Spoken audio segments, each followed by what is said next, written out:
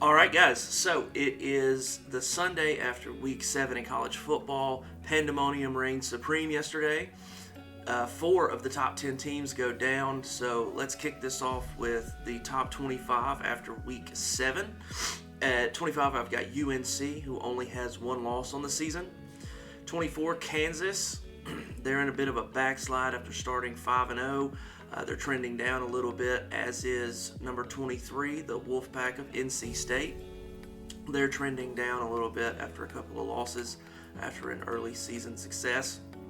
22, Mississippi State, who went down to Kentucky last night. 21, Cincinnati. At 20, I've got Kentucky. 19, the Fighting Illini of Illinois. Brett Bielema has that group playing pretty well. Nobody would expect them to only have one loss on the season, so they're doing pretty good. 18, I've got Texas. Again, Evers is back, so that team just looks different. They look better with him at QB.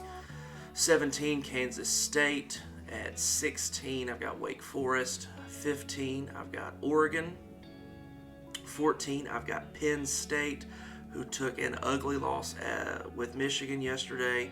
Did not look all that great, so I've got them dropping down. 13, USC, who went down in Utah last night by a 1-point loss. Utah went for the 2-point conversion after scoring a last-minute touchdown, and Caleb Williams couldn't spin any more magic to keep that undefeated season alive. So the USC goes down at number 12, where I've got Utah right now. So USC at 13, number 12 is Utah.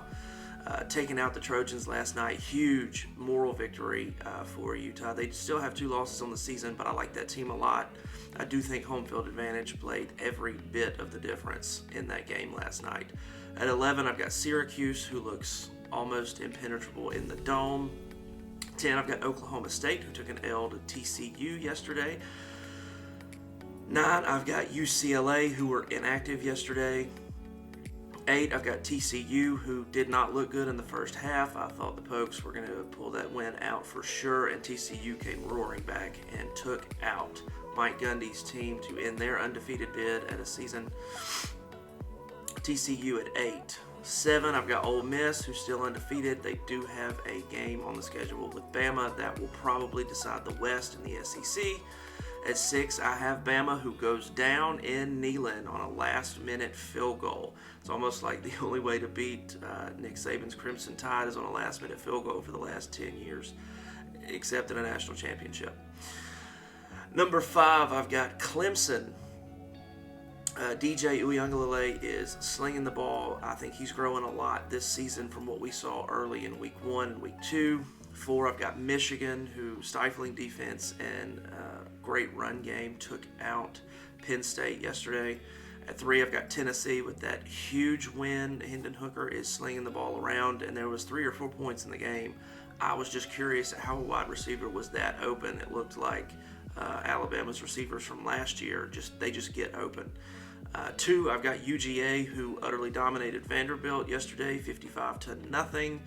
And still at number 1, I still have OSU, Ohio State.